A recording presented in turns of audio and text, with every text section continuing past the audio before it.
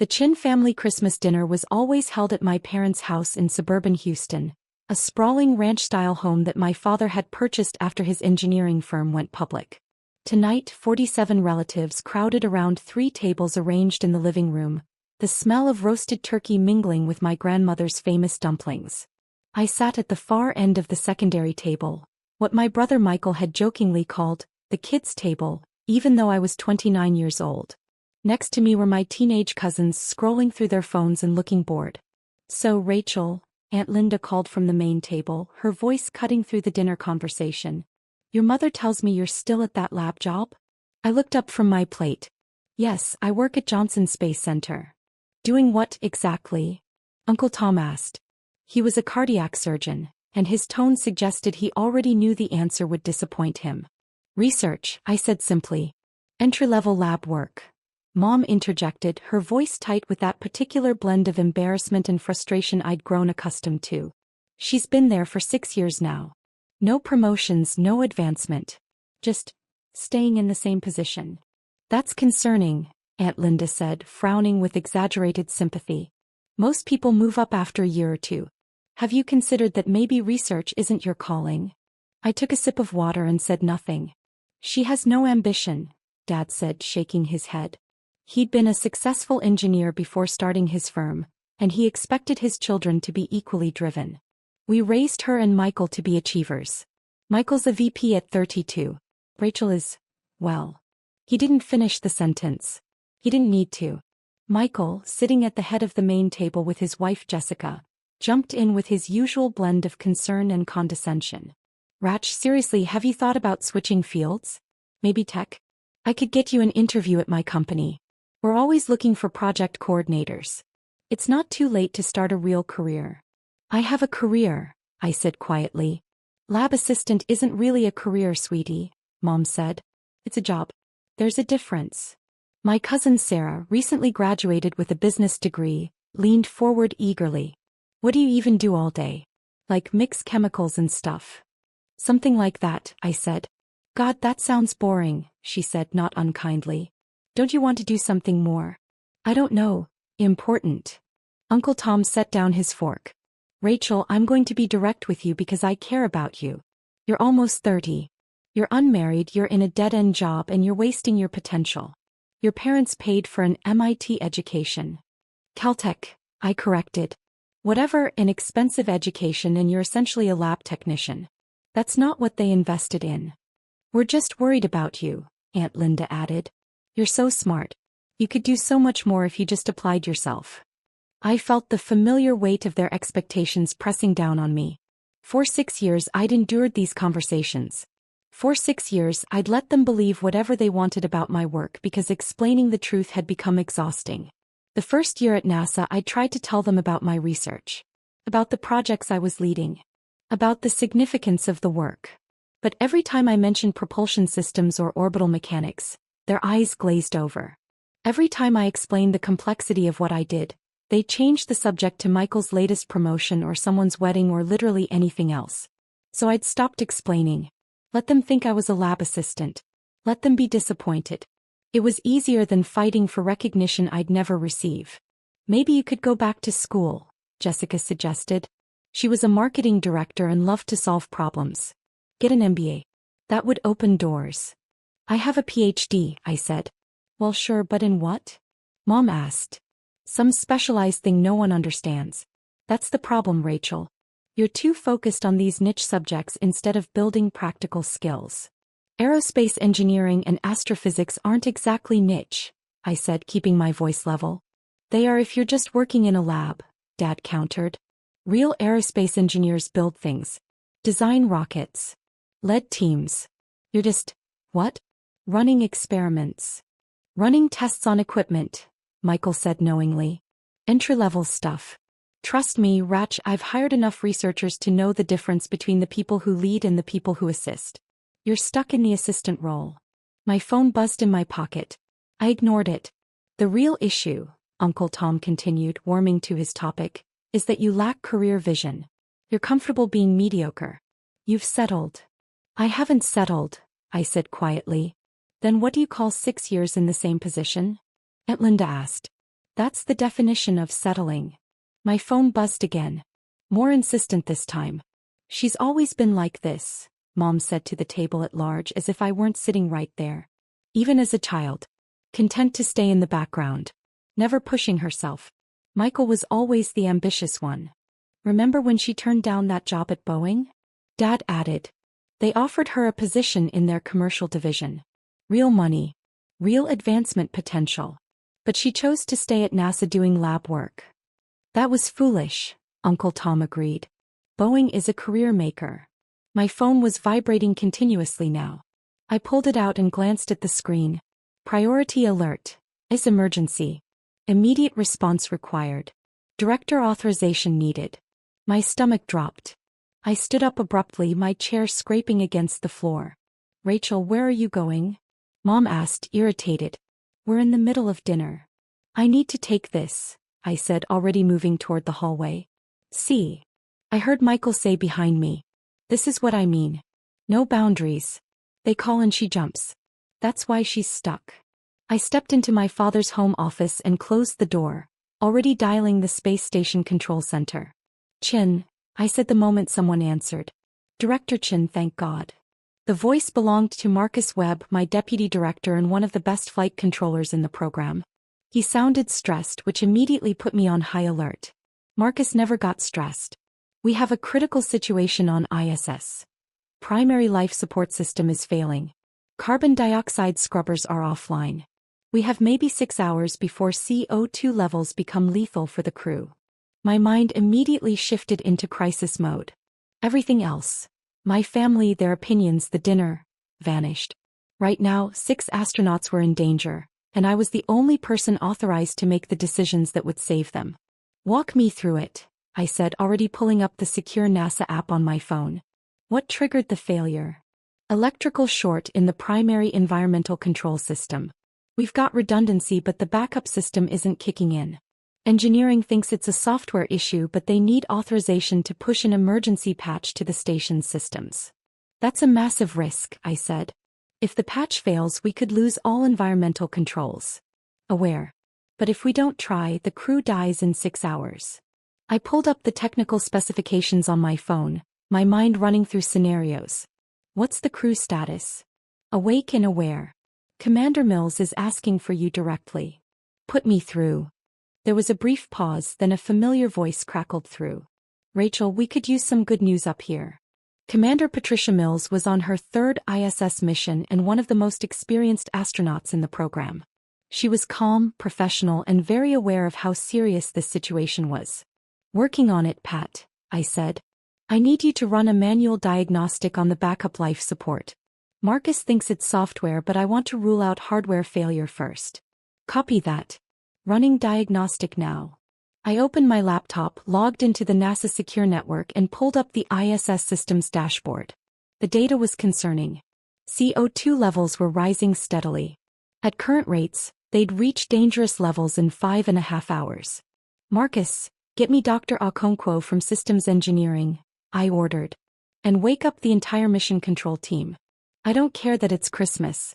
We need all hands. Already done. Dr. Okonkwo is standing by. A new voice came on the line. Director Chin, I have the emergency patch ready, but I need your authorization to upload. Not yet, I said. I want to understand the failure first. If we patch without knowing the root cause, we might make it worse. Agreed, but time is critical. 6 hours is an eternity in engineering time, I said. We're going to solve this right, not fast. Behind me, the office door opened. I held up a hand without turning around. Rachel, what on earth? Mom's voice. Not now, I said sharply. Don't you dare use that tone with. Mom, I have 6 astronauts who will die if I don't solve this problem. We'll talk later. I heard her sharp intake of breath, but I was already back in the call. Pat, what's the diagnostic showing? Hardware looks fine. All systems are nominal except the software interface. That confirms it, I said. Marcus, authorize Dr. Okonkwo to begin the patch upload, but I want it done in stages. We test each module before moving to the next. If anything fails, we roll back immediately. Understood. Beginning staged upload now. My family had followed Mom into the office. I could feel them crowding behind me, confused and curious, but I couldn't focus on them. On my laptop screen, I watched the data streams from the ISS in real time. CO2 levels, oxygen levels, temperature, pressure. Every number told a story, and right now the story was that we were in a race against time. First module uploaded successfully, Dr. Okonkwo reported. Running verification. Pat, any change? Negative. Backup systems still offline. Keep going, I said. Module 2. Rachel, Dad's voice behind me.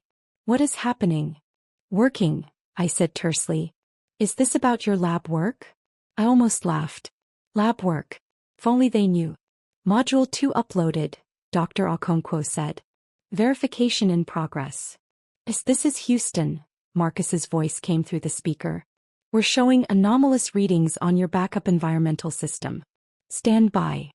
Standing by, Commander Mills responded. I could hear the tension in her voice now. Module 2 verified, Dr. Okonkwo said. Moving to Module 3. This was the critical one. Module 3 controlled the interface between the backup system and the main life support controls. If it failed, we'd lose our chance to bring the backup online remotely. Upload in progress, Dr. Okonkwo said. The room was silent except for the quiet hum of my laptop and the crackle of the communication system. My family had stopped talking, sensing something important was happening even if they didn't understand what. Module 3 uploaded. Verification complete. All systems green. Pat, try the backup now, I said. There was a pause that felt like an eternity. Then, Houston, we have backup environmental control online. CO2 scrubbers are active. We're seeing CO2 levels starting to drop. The tension in my shoulders released slightly. Marcus, confirm from your end. Confirmed. SS life support is stable. CO2 levels declining at expected rates. Oxygen production normal.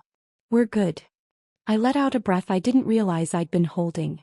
Excellent work, everyone. Pat, you're safe for now, but we need to figure out what caused the primary system failure. I want a full diagnostic and I want redundancies checked on every critical system. Copy that, Director. And Rachel, thanks for saving our lives. Again. That's what you pay me for. Houston out. I closed the connection and sat back in my father's office chair. The adrenaline was starting to fade, replaced by exhaustion. Crisis management always left me drained. Behind me, absolute silence. I turned around slowly. My entire family was crowded in the doorway, staring at me with expressions ranging from shock to confusion to dawning comprehension. Did she just say director? Michael asked quietly. I closed my laptop. I need to get to Johnson Space Center. The situation is stable, but I want to be in mission control for the full diagnostic. Rachel. Mom's voice was strange, shaky, uncertain. That person on the space station called you director. Yes. Director of what? I stood up, gathering my laptop and phone. Director of Human Spaceflight Operations at NASA. I oversee all crewed missions to the International Space Station, manage a team of 300 engineers and scientists, and hold ultimate authorization for any decisions related to crew safety. The silence was deafening. But you said you did lab work, Dad said weakly. No, I corrected gently. I said I work at Johnson Space Center. You said I did lab work. I stopped correcting you 4 years ago. 4 years ago? Mom's voice was barely a whisper. You've been the director for 4 years? 5 actually.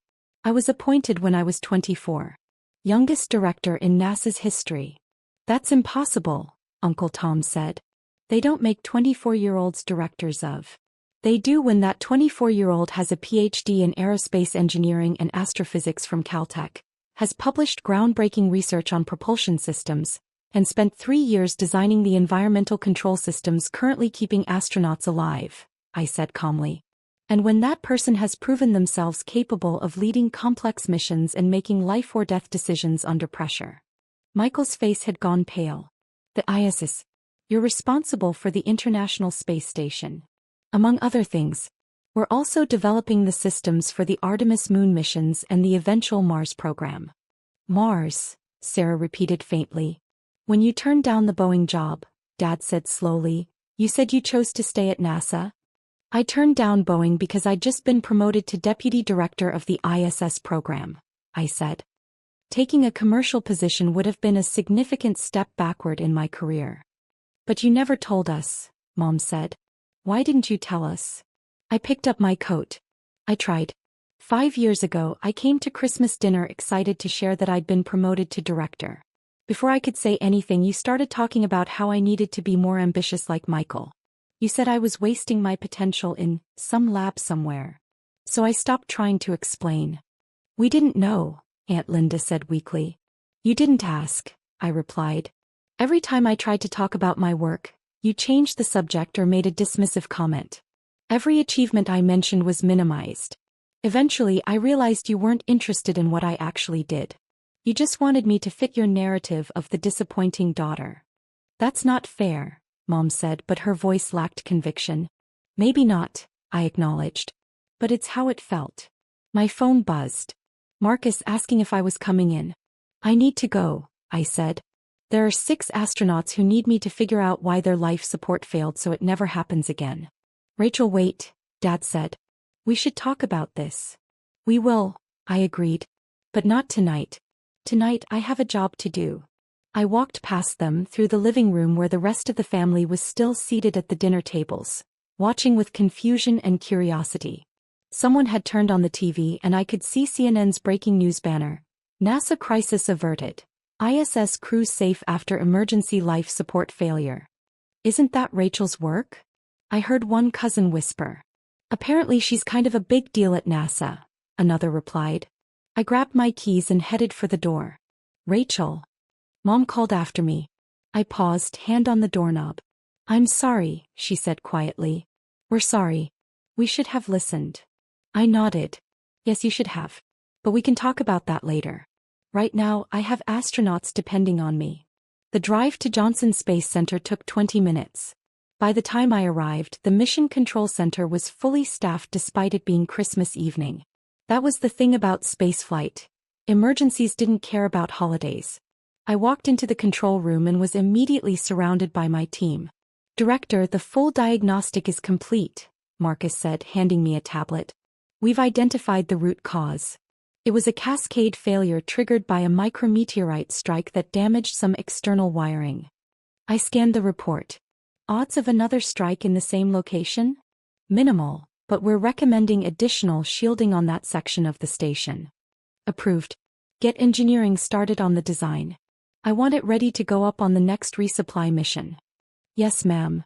I spent the next 4 hours in mission control reviewing data, making decisions, coordinating with international partners. The ISS was a joint program with Russia, Europe, Japan, and Canada, and ensuring that every possible contingency was addressed.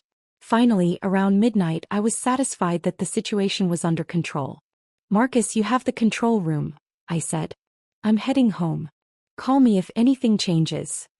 Will do, Director. And hey, nice work tonight. You saved their lives. We saved their lives, I corrected. This is a team effort. I drove back to my apartment, exhausted but satisfied. This was why I loved my job. The challenges, the problem-solving, the knowledge that my decisions directly impacted human lives in the most dramatic way possible. When I got home, I found 63 text messages and 41 missed calls from various family members. I made tea, sat on my couch and started reading through them. Rachel, please call me. We need to talk. Michael. Holy shit, why didn't you tell me you were basically in charge of the space station? Dad, your mother showed me the NASA website. It says you're the director of human spaceflight operations. Is that true? Aunt Linda. Rachel, I saw the news. They're saying you saved the astronauts. I had no idea you did such important work. Sarah. OMG, Rachel, you're all over Twitter. Everyone is calling you a hero. Jessica. Rachel, we're so sorry. We had no idea. I set down my phone and closed my eyes. Part of me felt vindicated. They finally understood. They finally saw what I'd been trying to tell them for years. But another part of me felt sad. Because their respect shouldn't have required a televised emergency. They should have believed me when I told them my work mattered. They should have asked questions instead of making assumptions. My phone rang. I answered. Rachel, she said, and I could hear she'd been crying. Rachel, I'm so sorry. I'm so sorry. I know, I said quietly. I saw the news. They showed your picture. They talked about your education, your achievements, your age. They called you one of the most important people at NASA. I am one of the most important people at NASA, I said simply. That's not arrogance. It's just fact. Why didn't you make us listen? She asked. Why didn't you force us to understand? Because I shouldn't have to force my own family to respect me, I said. You should have wanted to understand. You should have been curious about my work, proud of my achievements, interested in my life. But you weren't. You were embarrassed by what you thought I was. We were wrong, she whispered. Yes, you were. Can you forgive us? I thought about that. I don't know yet. Maybe. But things need to change, Mom. You can't just be proud of me now because the world is paying attention. You need to be proud of me regardless of external validation. I want to be better, she said. We all want to be better. Then start by asking questions, I said. Real questions. About my work, my life, my goals. And then actually listen to the answers. I will, she promised. Rachel, I will. We talked for another hour. She asked about my job, about the astronauts, about the emergency. And for the first time in years, she actually listened to my answers without dismissing or minimizing them. It wasn't perfect. Years of hurt feelings wouldn't heal in one conversation. But it was a start. Epilogue. 3 months later, I stood at the podium of the National Space Symposium in Colorado Springs, delivering the keynote address on the future of human spaceflight. In the audience were aerospace engineers, astronauts, policymakers, and International Space Agency representatives. Also in the audience in the third row sat my entire family. Mom and Dad had flown out specifically for this. Michael had rearranged his schedule. Even Uncle Tom and Aunt Linda had made the trip. I talked about the challenges of keeping humans alive in space. About the delicate balance of life support systems. About the split-second decisions that meant the difference between success and catastrophe. About the Mars missions we were planning and the technologies we were developing. When I finished, the audience stood and applauded. But I only cared about the people in the third row who were clapping hardest of all. After the speech, Mom hugged me tightly. That was amazing, she said. You're amazing. I'm so proud of you. Thank you, I said. I mean it, she continued. Not because everyone here is telling me you're important. But because you're my daughter and you're brilliant and you're changing the world. I felt tears prick my eyes. That means a lot. Dad shook my hand, then pulled me into an uncharacteristic hug. We were fools, he said gruffly. Blind fools. We're going to do better. Michael introduced me to his colleagues who'd come to the conference. This is my sister, Dr. Rachel Chin. She's the director of human spaceflight operations at NASA. Basically the most impressive person I know. Even Uncle Tom approached sheepishly. Rachel, I owe you an apology. Several apologies, actually. What you do is remarkable. Thank you, I said graciously. That evening, over dinner, my family asked me questions about my work. Real questions, thoughtful questions, questions that showed they'd actually been paying attention to my speech. How do you handle the stress? Sarah asked. Knowing that people's lives depend on your decisions? You prepare, I said. You train. You build systems and redundancies. And you trust your team. Do you ever get scared? Mom asked quietly. Every time we launch, I admitted. But that's part of the job. The fear keeps you sharp, keeps you from getting complacent. What's next for you? Michael asked. You're 29 and already at the top of your field. Where do you go from here? I smiled. Mars. In 10 years we're planning to send the first crewed mission to Mars. I want to be the director who makes that happen. You will, Dad said with absolute certainty. If anyone can do it, you can. Later, as we walked back to the hotel, Mom took my arm. Thank you for giving us another chance, she said. You're my family, I said simply. I want this to work. It will, she promised. We'll make it work. And standing there under the Colorado stars, thinking about the astronauts orbiting overhead and the Mars missions yet to come, I believed her. Sometimes people need to see you through others' eyes before they can truly see you themselves. It wasn't ideal. It wasn't fair. But it was human. And if my family could learn and grow and change, well, that was its own kind of rocket science. The kind that required patience, persistence, and the belief that even the most difficult trajectories could be corrected with the right calculations and enough determination. After all, I'd kept 6 astronauts alive in the vacuum of space. Surely I could navigate one complicated family.